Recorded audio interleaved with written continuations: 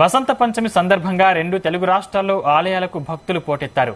సరస్వతి మాత ఆలయాల్లో అక్షరాభ్యాస కార్యక్రమాలు అట్టహాసంగా ప్రారంభమయ్యాయి. బాసరలో ఆధ్యాత్మిక శోభ వెల్లివిరిసింది.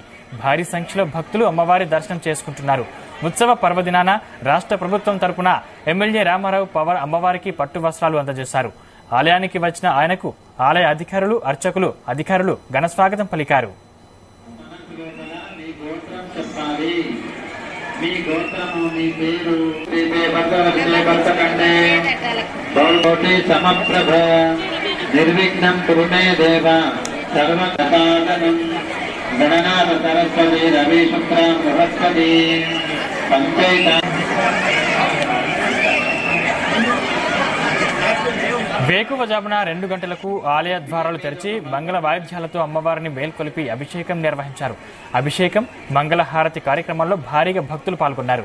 అనంతరం అక్షరాభ్యాసాలను ప్రారంభించారు. వసంత పంచమి పర్వదినాన వందలాది మంది చిన్నారులు ఆలయంలో ఆలకు శ్రీకారం చుట్టారు. వేకువజాము నుంచి దర్శనాలకు, పూజలకు భక్తులు బారులు తీరారు. అక్షరాభ్యాస క్రతువుకు సుమారు 6 గంటల సమయం, అమ్మవారి దర్శనం కోసం 3 గంటల సమయం పడుతోంది.